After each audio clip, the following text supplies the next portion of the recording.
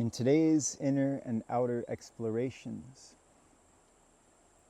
I've been uncovering the roots of my being. More specifically, exploring the relationship between my mind, my heart, and my stomach.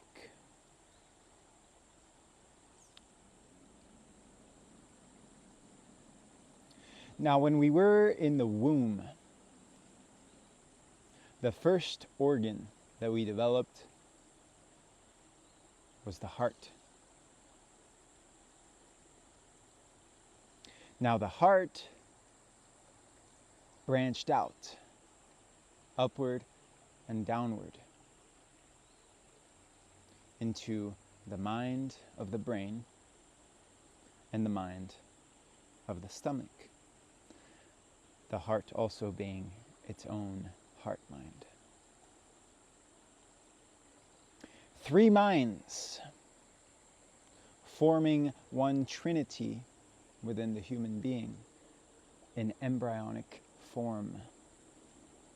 The heart is the source of inspiration and respiration. It is the spire of the tree, spiraling downward and upward into the stomach and into the brain.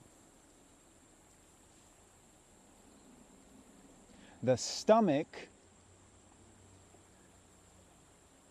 is the root system, whereas the brain is like the branches, celestial roots. And the heart is the spire, the towering trunk that holds them together. So in some sense, the brain is celestial and heavenly, while the stomach is underworldly, reaches down into the earth, earthly. And the heart is the bridge between the two, which unifies them into the microcosmic human body, the microcosmic human tree.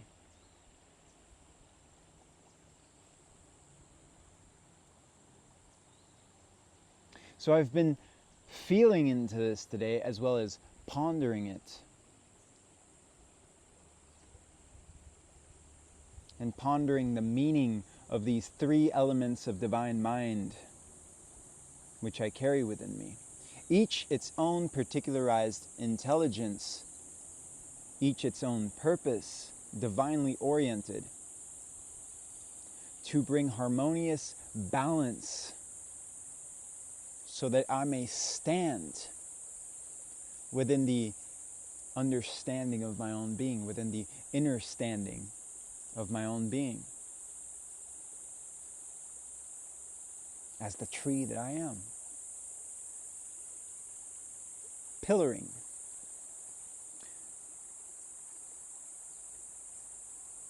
Now, what I've found out, and I'm not entirely sure about this, is that within the womb, the heart is the first organ to develop. What is the heart? The source of inspiration, the source of respiration. Inspiration and respiration and the spire of the heart have to do with the breath of God.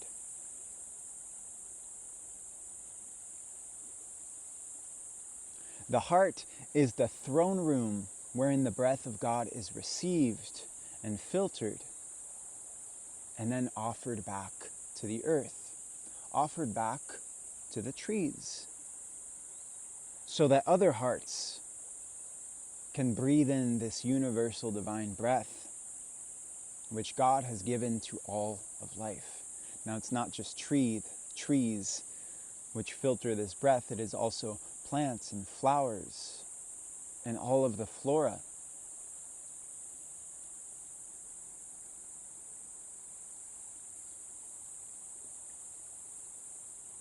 And as this spire, as this center of inspiration and respiration, the heart is also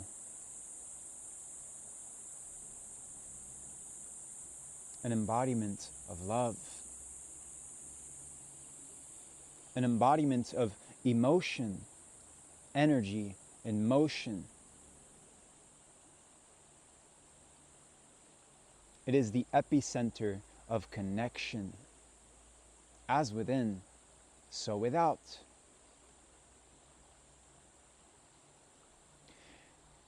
And now this is where I'm not entirely sure about the scientific facts, but I do believe that the heart first descends with a neural network into the formation of the stomach when still in the womb.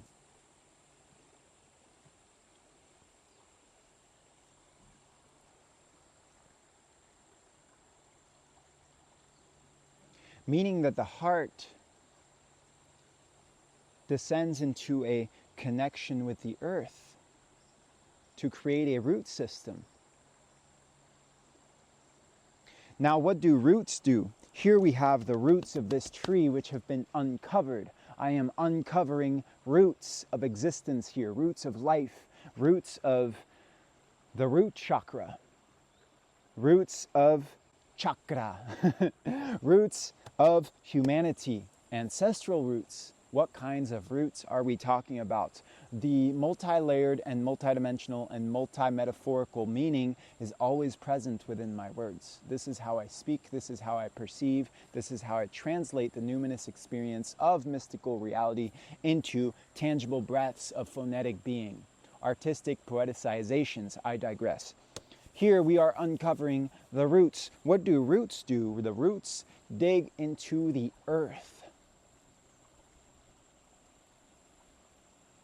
And digging into the earth means digging into some kind of darkness, where all kinds of little worms and insects and creepy creatures and mycelial beings dwell in a realm of darkness where light does not quite reach.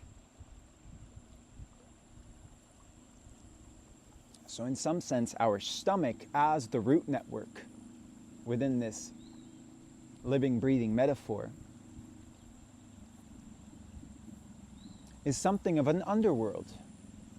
It is underneath the earth. It is subterranean until we bring the roots to light. And so in tuning in energetically in meditation to my stomach earlier, I was feeling how a lot of fears are stored in there. A lot of dark void. And the stomach, in some sense, is a void. It is emptiness that needs to be filled. And its communication to the body, its communication to the brain, indicates how it wants that void to be filled. Indicates how that void, which is the fertile void of the womb, not quite a womb, but resembling it, how to nourish the soil of that void. What kind of nourishment do we want to put into our stomachs to make the void fertile?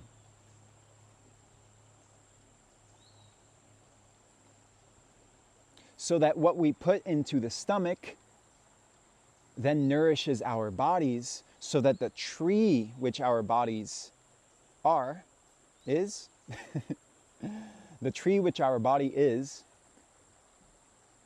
can become itself.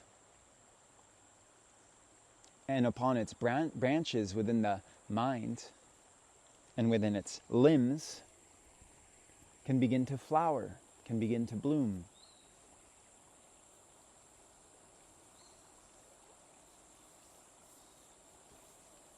So it seems that the stomach communicates from this underworldly depth, from this void, by means of impulse, by pulsations of energy.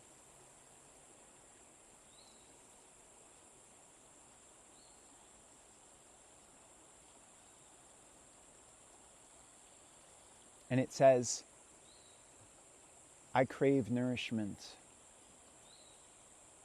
I crave to be fed. If I am ignored, I will be in pain and I will starve. And potentially, I will die.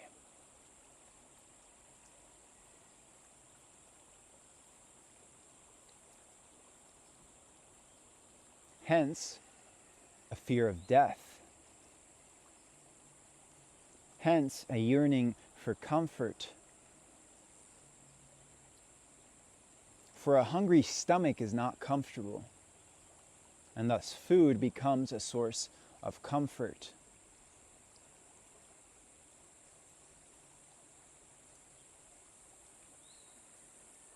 Now, after the stomach is formed, I believe, correct me on the science if I am not quite correct here, then the heart branches upward, spirals upward into the formation of the mind, the branches of the tree, the celestial roots, the heavenly roots. And while the root system of the tree underneath has its swirlings and its serpentine depths going along, the branches in the light of day have their bifurcations. They branch out, and you can very clearly see how 1 becomes 2, becomes 4, becomes 8, and so on. And all of these bifurcations are ceaselessly happening to form the branches of the tree. If you look at the neural map of the brain, it looks exactly like a tree becoming branches.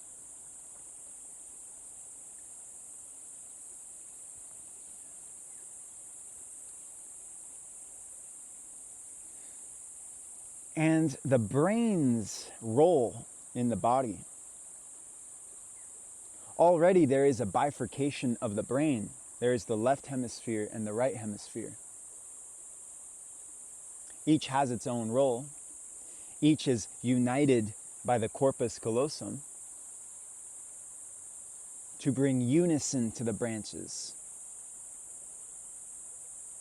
But nevertheless, we see within the brain, and we feel within the brain, and we experience with our brains this reality of bifurcation, this sword of discernment, of rationality and rationalization and intellectualization.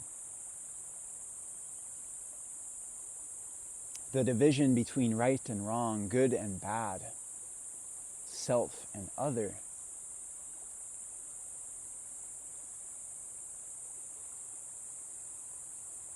Up and down, left and right, masculine, feminine, man and woman. Duality.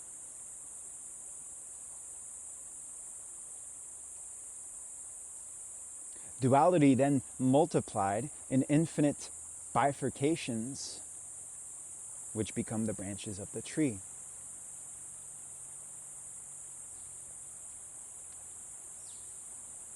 Now sometimes, I really hope it's been recording properly.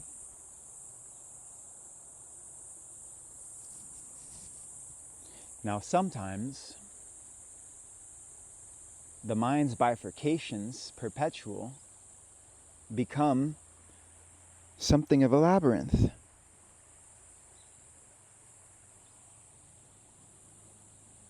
And if the brain is disconnected from its spire, the heart, and from its roots, then the branches of the mind begin to become rigid, hard, and they may even begin to die. In fact, it's not that they may begin to die, it's that they will die.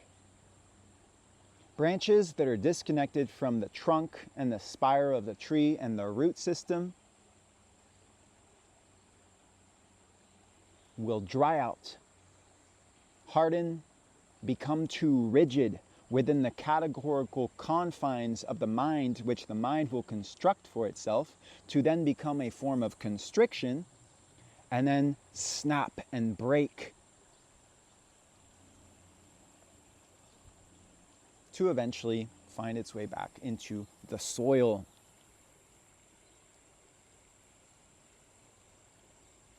To be consumed by other root systems, by other stomachs, which are designed to alchemize and transmute the earth with the fire of the stomach into water and air, and the convergence of these elements into ether and spirit. There is a bird that is approaching the camera, which I have across the river. So if the camera gets knocked down, know that the bird has done it. And the bird is standing quite tall like a tree, and the bird has a stomach, and the bird has a heart, and the bird has a brain. So I'm not just speaking of humans here.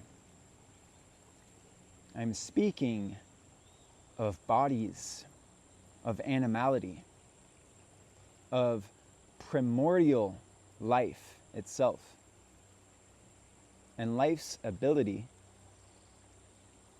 to mysticize itself and to proliferate itself and to perpetuate itself and to take on all of these beautiful, unique instantiations of divine breath, each mirroring in their own way the divine principle of logos and eros, hieros gamos, hierogamically become one. Where was I? So the key for a healthy mind, for a healthy brain, for a healthy heart, for a healthy gut and stomach, for a healthy tree, is for there to be a harmonious relationship between these three elements of our being: the roots, the spire, and the branches. If your stomach and its root system connects to the soils of reality, connects to the earth in a harmonious way, unafraid of the crawling creatures that create nutrients in spite of their underworldly terrors and tenebrous depths,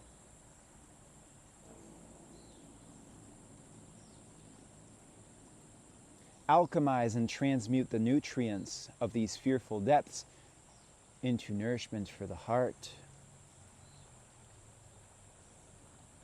the drum of life, sustaining, then bifurcating into these branch-like networks of the veins and the lymphatic system and the nervous system.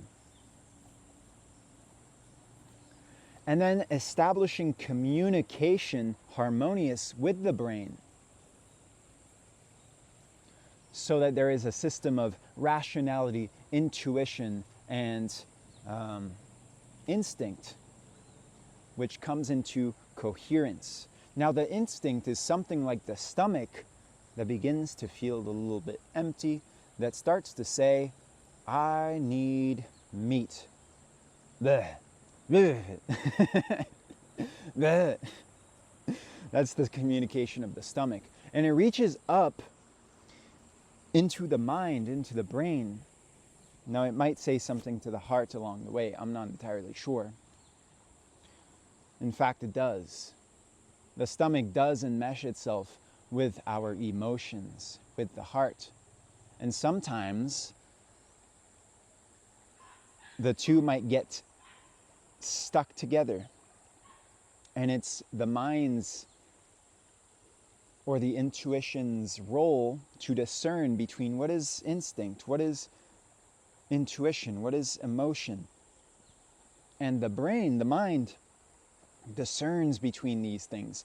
The mind will receive a bleh communication from the stomach. The stomach will say, and then the mind, the brain, will turn that into language and say, I believe I want meat right now. I believe I want ice cream. I believe I would like a mango. I believe that I want a salad. Parenthetically, when the gut system of your root system of your stomach is compromised by parasites, which have been either nefariously and externally imposed by some corporations that want those things in there so that your stomach's impulses can be enslaved to poison, how does that influence the way that this nervous system, this tree of life which has formed within the womb of your mother, heart, brain, stomach, when there are parasites in your stomach that then go and communicate with your brain to alter the discourse that your brain will tell itself, the stories, I want this, I want that. Just a question, what do you think happens when parasites enter the sphere? Are they your desires that are going on in your mind and in your brain? Or are there other beings, other energies, other egregores that have certain corporate or corporeal interests that they are using your will and your desires to achieve? Close parenthesis.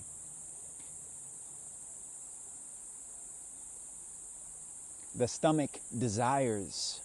The brain and the mind and the emotions of the heart translate and charge those desires, those impulses, those pulsations of energy into language, into egoic formulation of preference, into even stories.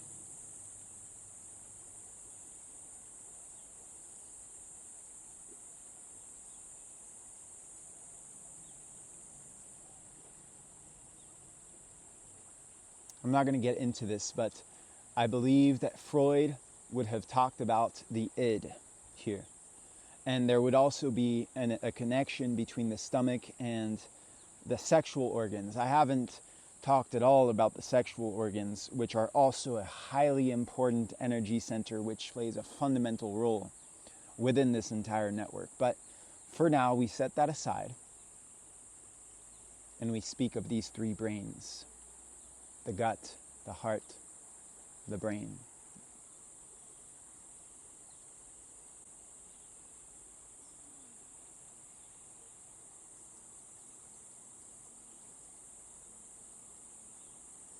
Now, I do believe,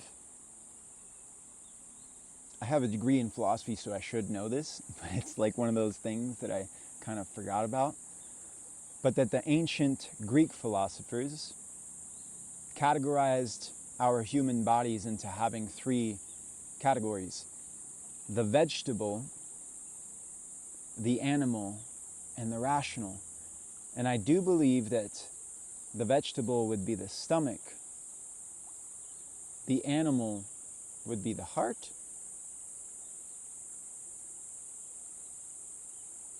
no, the vegetable would be the heart, the spire. The animal would be instinct, would be impulse, would be the stomach. And the mind, the brain, is the rational, logos element. and they have a hierarchical system. The logos is the highest, the brain is the highest, the heart maybe is second, and instinct is third. Here we are witnessing how this is not a hierarchical system. If one is out of balance, then so too are the others. If I am stuck in my mind and I am disconnected from my heart and my stomach, then the branches die. The branches get too rigid and confined. If I am too in my heart and I have no mind to discern my emotions and their volatility, and to curate healthy containers for those emotions to flow,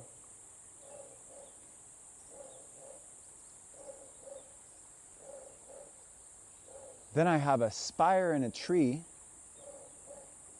whose branches aren't that healthy.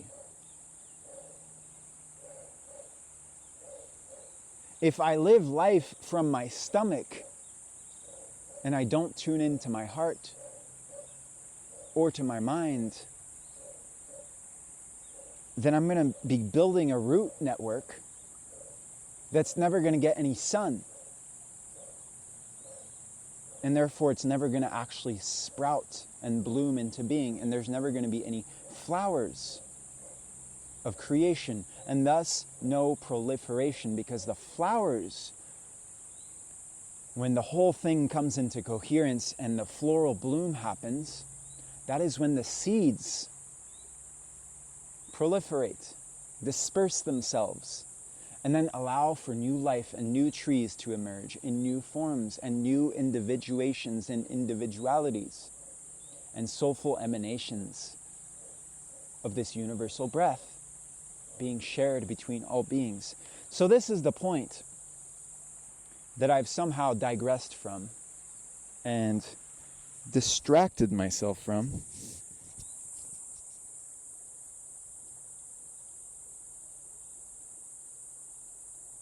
That we want to realize that each of these systems, the stomach, the heart, and the brain, they each have their own minds, so to speak.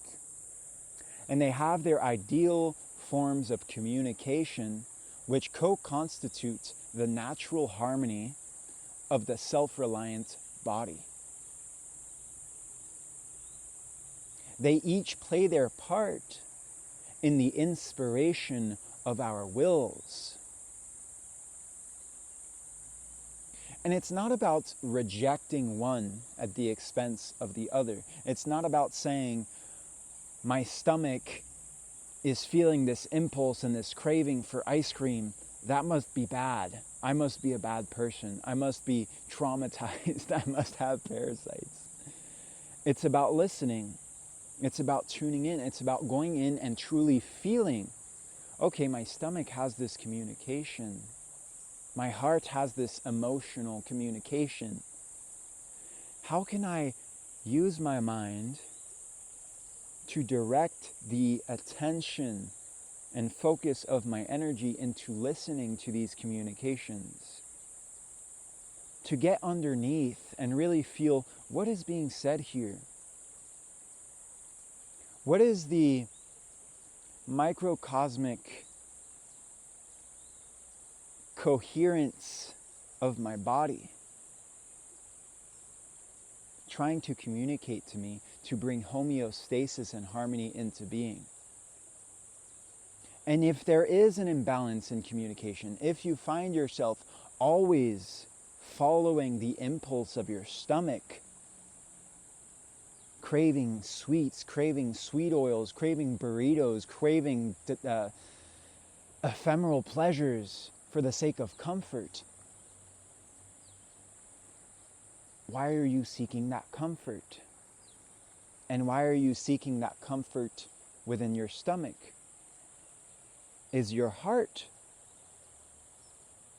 overbalancing its emotional needs and reaching into the stomach to then create a need of comfort externally within the ephemeral comforts that food provide? Are you meeting an emotional unmet need? And is there then, when you get underneath of the desires, underneath of the impulses, underneath of these seemingly willful urges and your mind's little stories, is there actually a mental imbalance? Do you need more mind to come and create limitations, to come and rearrange the soils around your root system, to maybe do some pruning, so that the tree which you are can receive all of the nourishment that it needs? And you can weed out all of the poisonous nutrients that are being imposed and coming to homeostasis. Now I've said all this.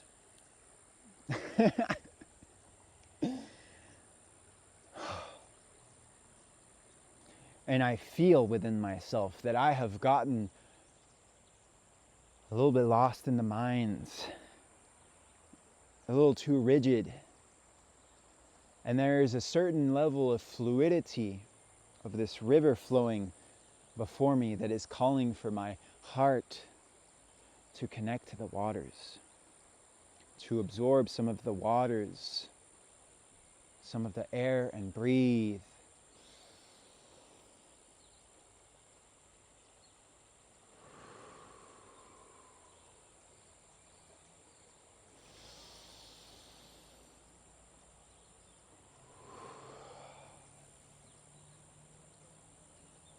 And bring harmony and balance to this composition of my being.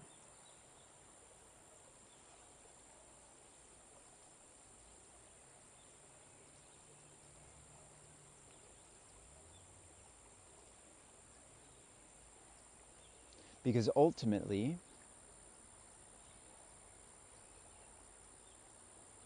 what is the purpose of a tree? Why does a tree come into being? Why does a tree embody this divine harmony of earth and sky, of earth and heaven, within its own self, within its own spire, within its own inspiring and respiring breath?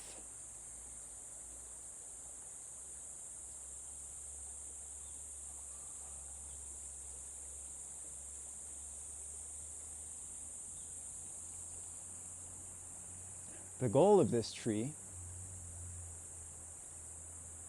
is simply to be and to breathe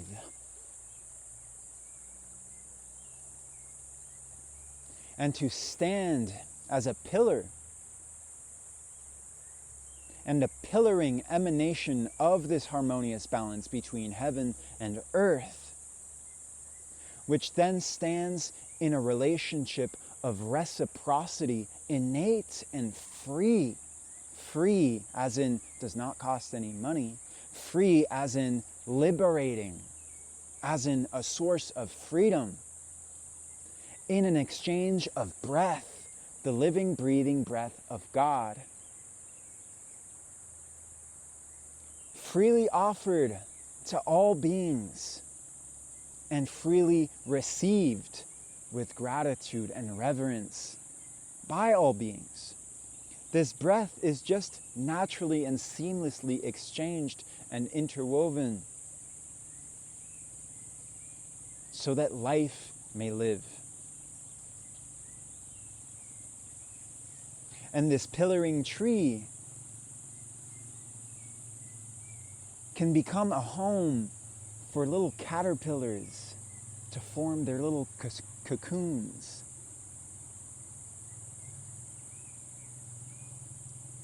And become butterflies. Did you see the little butterfly fly by? I don't think you did, because it might have been too small, but a butterfly just flew by.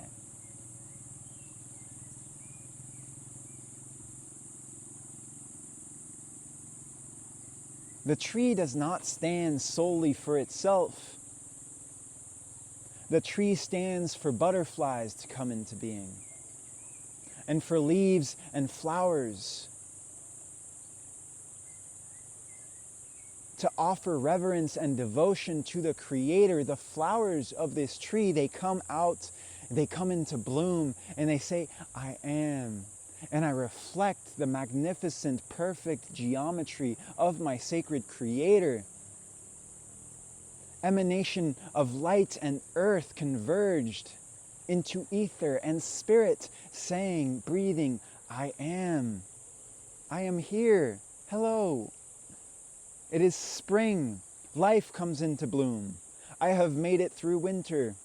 There's no winter here in Costa Rica, but there are some kinds of winters and microcosmic deaths, which are then received by the root systems of this tree, which are then alchemized by the fiery nature of these roots, this stomach, to then nourish and feed and proliferate and abound. The purpose of this tree is to be a tree.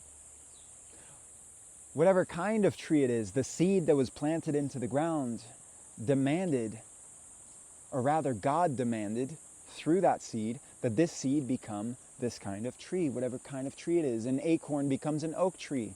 A rose seed becomes a rose bush. A huckleberry seed becomes a huckleberry bush.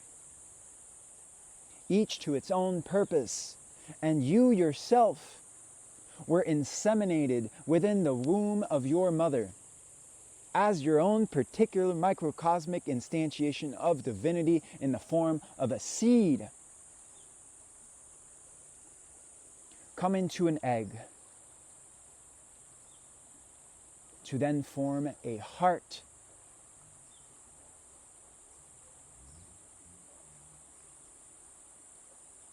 A spire, spiraling into your stomach and your brain and your entire body.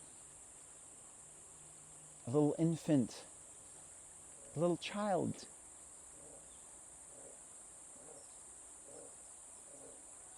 With a not so little soul, an infinite soul contained within that breath,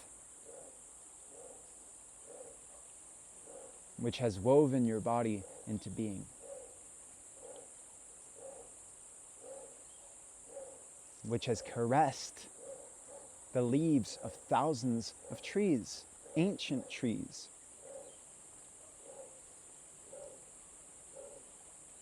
To help you become the tree and the flower that you are.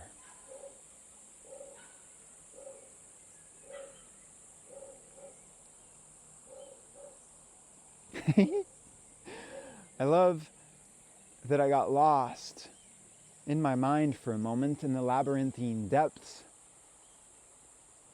getting too categorical and rational. And then all it took was just a little breath and tuning into the roots of this grandfather tree, which is one of my favorite trees, which is my favorite tree that I've connected with here in Costa Rica. And in that simple act of breath,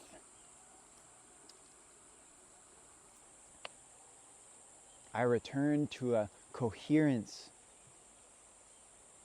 with the Trinity of my being, with my full body. There's a little pupper running my way. Hello, he's so happy.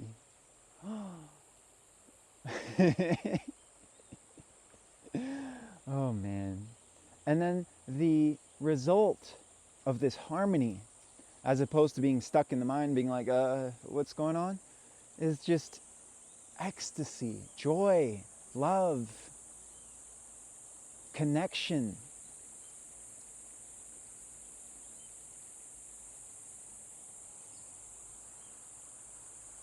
Yeah. I'm going to leave it at that. Thank you for hearing my musings. I am still exploring them. They began with a meditation, which then turned into a writing practice, which then got interrupted. And then I was like, I'm going to go talk about this with Grandfather Tree over here. And now here I am. And I still haven't finished the writing. I'm going to turn the writing into more art. And I want to say one more thing, which is this is my last day in Costa Rica for now. Oh my God, there's an iguana running across the river and now swimming. Life abounds in such multiplicitous forms, and it is magnificent and magical. Now, I want to thank Costa Rica. I want to thank this sacred tree. I want to thank these sacred lands for holding me. I want to thank this entire journey, this entire process of transformation, all of the underworlds that I've touched, all of the heavens that I've touched, all of the breaths which I've felt within my heart, all of the love that I've connected with here. I want to express my gratitude. I want to express my reverence. And I have God and Gaia to thank. And I now step into a new mystery, into new opportunities to harmonize the Trinity of my being and align myself with the Trinity of Christ.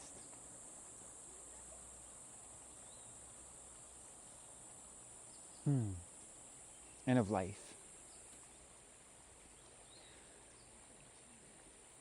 So, thank you, Costa Rica. Thank you to these lands. Thank you to all of the beneficent spirits and deities. And thank you for witnessing this whole journey. One chapter closes for now, and another opens. And I guess I will thank my dad, because I was in San Diego and I was going to Santiago, Guatemala, and he was like, you should do the Camino de Santiago. And I essentially did. I went from San Diego to Santiago Atitlan in Guatemala, and then Costa Rica, and now I'm going back to San Diego. So this has been my Camino de Santiago. This has been my alchemical journey of the alchemist. And now I enter a new chapter of claiming the gold and the golden soul and the golden child, which I am and have always been and will forever be. And I will continue to shine. That's it. Thank you, love you, and may blessings abound infinitely. There's so much wildlife. Okay, goodbye.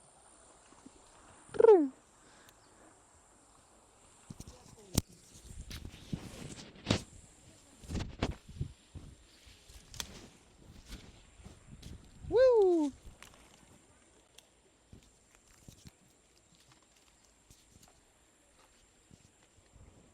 Thank you.